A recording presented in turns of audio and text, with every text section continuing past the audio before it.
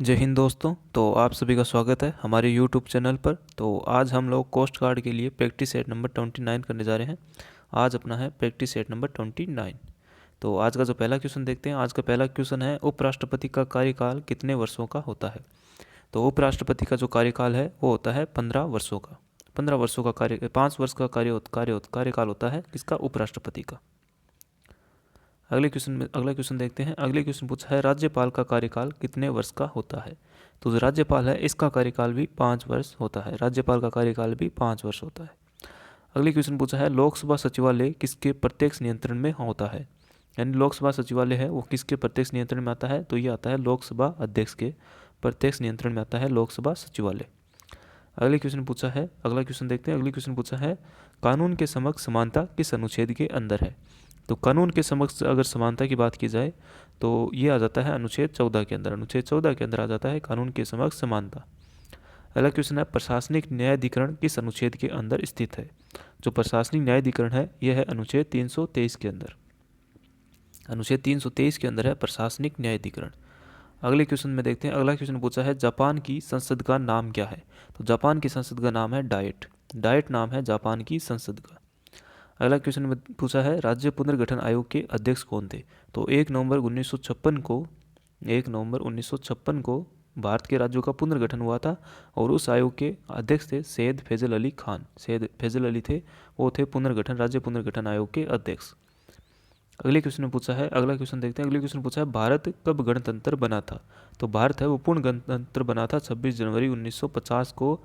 भारत का संविधान बनकर पूरी तरह तैयार हुआ था और भारत पूर्ण रूप से गणतंत्र बना था। अगले क्वेश्चन में पूछा है, उपराष्ट्रपति किसका सदस्य होता है। तो उपराष्ट्रपति है वो होता है राज्यसभा का। राज्यसभा का पदेन सभापति होता है उपराष्ट्रपति। पदेन सभापति होता है और उपराष्ट्रपति होता है पदेन सभापति होता है। अगला क्वेश्चन देखते हैं। अगले क्वेश्चन पूछा है, लगातार भारत के 2 बार उपराष्ट्रपति कौन रहे थे। लगातार 2 बार भारत के उपराष्ट्रपति कौन रहे थे। तो इसका सही आंसर होगा डॉक्टर सर्वपल्ली राधाकृष्णन। डॉक्टर सर्वपल्ली राधाकृष्णन। अगला क्वेश्चन है, पहला वित्त आयोग कब बना था। तो पहला वित्त आयोग है ये कब बना था, ये बना था 1951 के अंदर। 1951 में बना था पहला वित्त आयोग। अगले क्वेश्चन में देखते हैं। अगले क्वेश्चन में पूछा है, भारत के पहले अराजनीतिज्ञ राष्ट्रपति कौन थे। यानी भारत के पहले राष्ट्रपति जो कि राजनीति से संबंध नहीं रखते थे, तो वो राष्ट्रपति थे एपीजे अब्दुल कलाम। एपीजे अब्दुल कलाम या मिसाइल मैन इनको कहते हैं। मिसाइल मैन भी इनका उपनाम है और इनको एपीजे अब्दुल कलाम है जो कि भारत के पहले उपराष्ट्रपति थे जो कि राजनीति से संबंध नहीं रखते थे। अगले क्वेश्चन पूछा है, फ्रांस तथा स्पेन के बीच सीमा बनाने वाला पर्वत कौन सा था। तो भारत जो स्पेन और फ्रांस है इसके बीच सीमा बनाने वाला है पेरिनेज पर्वत।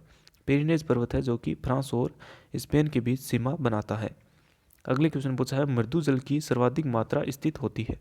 तो मृदु जल है जो कि शुद्ध जल होता है, उसकी जो सर्वाधिक मात्रा है पृथ्वी के ऊपर वो किस रूप में है, वो है ग्लेशियरों के रूप में।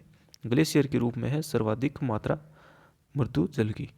अगले क्वेश्चन पूछा है, 1000 जिलों का देश कौन सा है। तो इनमें से कौन सा 1000 जिलों का देश कहलाता है। तो 1000 जिलों का देश है फिनलैंड। फिनलैंड जो कि है 1000 जिलों का देश। अगले क्वेश्चन पूछा है, सबसे अधिक साक्षर राज्य निम्न में से कौन सा है।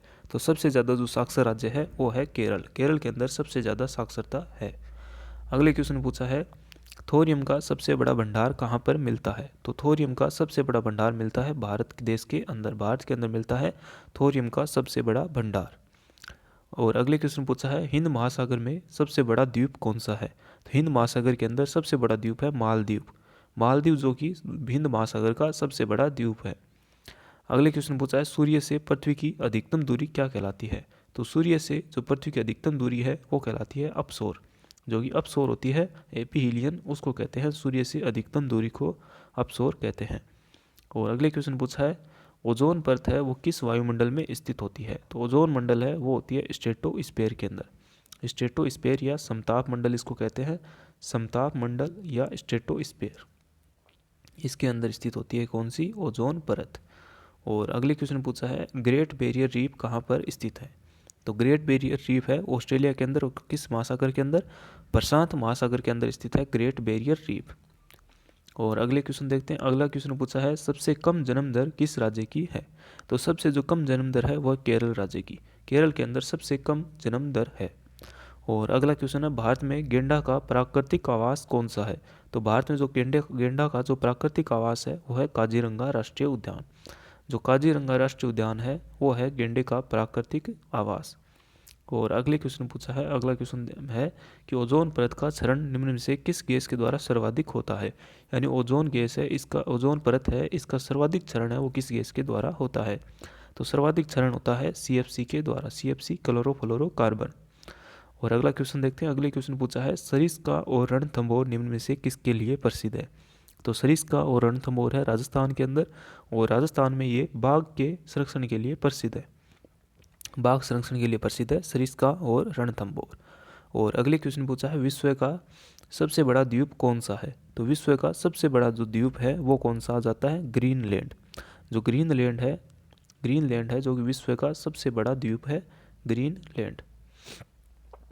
अगले क्वेश्चन पूछा है, भारतीय बिस्मार्क के नाम से किसे जाना जाता है?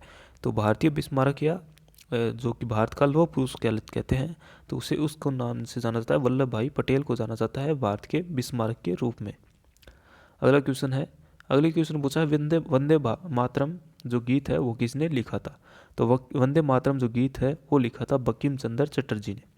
जो बंकिम चंद्र चटर्जी थे इन्होंने लिखा था वंदे मातरम गीत। और अगले क्वेश्चन पूछा है, मेघदूत के लेखक कौन थे? तो मेघदूत के लेखक थे कालिदास जी थे, इन्होंने मेघदूत लिखी थी।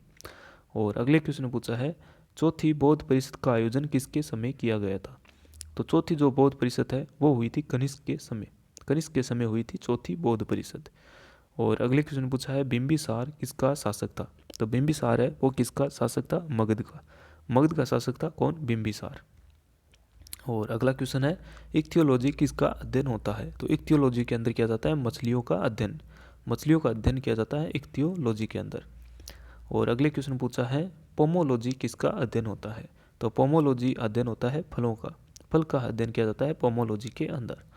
और अगला क्वेश्चन है, अशोक चक्र पाने वाली पहली महिला कौन थी? यानी प्रथम महिला थी अशोक चक्र पाने वाली, जिस पर एक मूवी भी आई थी, और वो थी निर्जा बनोट नाम की एक महिला थी जो कि पहली अशोक चक्र पाने वाली महिला थी। और अगला क्वेश्चन है, भारत की प्रथम महिला IAS कौन थी? यानी जो पहली IAS थी वो कौन थी? प्रथम महिला भारत की वो थी अन्ना जॉर्ज मल्होत्रा थी भारत की पहली IAS।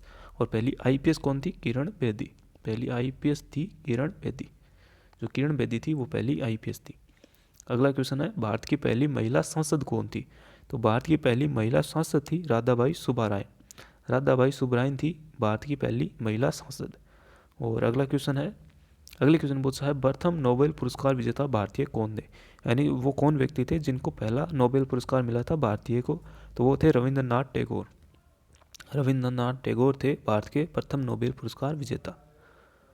और अगला क्वेश्चन है, भारत रत्न से सम्मानित प्रथम विदेशी नागरिक कौन थे? तो वो थे खान अब्दुल गफार खान पहले विदेशी नागरिक थे। अगला क्वेश्चन है, प्लेग के अंदर कौन सा अंग प्रभावित होता है? तो प्लेग है, इसके अंदर कौन सा अंग प्रभावित होता है? इसके अंदर होते हैं फेफड़े प्रभावित होते हैं। फेफड़ों के अंदर न्यूमोनिया हो जाता है और उसके कारण प्लेग फैलता है चूहों के द्वारा फैलता है प्लेग रोग। और अगले क्वेश्चन पूछा है, हैजा के अंदर कौन सा अंग प्रभावित होता है? तो हैजा के अंदर कौन सा अंग प्रभावित होता है? तो हैजा के अंदर होती है आंत प्रभावित होती है हैजा के अंदर। अगला क्वेश्चन है, केंद्रीय औषधि शोध अनुसंधान कहाँ पर स्थित है? केंद्रीय औषधि शोध अनुसंधान है वो है लखनऊ के अंदर, उत्तर प्रदेश लखनऊ के अंदर है केंद्रीय औषधि शोध अनुसंधान केंद्र। और अगला क्वेश्चन है, राष्ट्रीय पोषण अनुसंधान कहाँ पर स्थित है? राष्ट्रीय पोषण अनुसंधान है वो केंद्र कहाँ पर है? तो वो है हैदराबाद के अंदर है राष्ट्रीय पोषण अनुसंधान केंद्र। और अगला क्वेश्चन देखते हैं, अगले क्वेश्चन पूछा है, कालाजार रोग में वाहक कौन होता है? तो कालाजार रोग के अंदर जो वाहक होता है वो होती है बालू मक्खी कालाजार रोग का वाहक होती है। और अगला क्वेश्चन है, विटामिन की खोज किसने की थी? विटामिन की खोज की थी फंक नाम का वैज्ञानिक था जिसने विटामिन की खोज की थी। और अगला क्वेश्चन है, पोलियो वैक्सीन की खोज किसने की थी? तो पोलियो वैक्सीन की खोज की थी जॉन ई साल्क नाम के वैज्ञानिक ने। जॉन ई साल्क नाम का एक वैज्ञानिक था, इसने पोलियो वैक्सीन की खोज की थी। और अगला क्वेश्चन है 1448 नंबर, शरीर के भीतर प्रति सेकंड कितनी कोशिकाएं नष्ट हो जाती है? तो शरीर के भीतर प्रति सेकंड 150 लाख कोशिकाएं जो कि है नष्ट हो जाती है प्रति सेकंड। और अगला क्वेश्चन है, एक बार में श्वसन में कितनी हवा शरीर के अंदर जाती है। तो एक बार में जो शरीर के अंदर जाती है वो जाती है 500 ml। 500 ml जो हवा है वो एक बार के श्वसन में शरीर के अंदर जाती है। और अगला और लास्ट क्वेश्चन है, सींग किस ऊतक के बने होते हैं। जो सींग होते हैं वो पशुओं के किस ऊतक के बने होते हैं, तो वो बने होते हैं कैरोटीन ऊतक के। कैरोटीन ऊतक के बने होते हैं सींग। तो ये थे आज के 50 क्वेश्चंस। तो ये क्वेश्चंस आपको कैसे लगे हमें कमेंट सेक्शन में ज़रूर बताएं। एंड अगर वीडियो अच्छा लगा हो तो लाइक शेयर, एंड अगर चैनल को सब्सक्राइब नहीं किया है तो चैनल को सब्सक्राइब जरूर करें। Thanks for watching this video.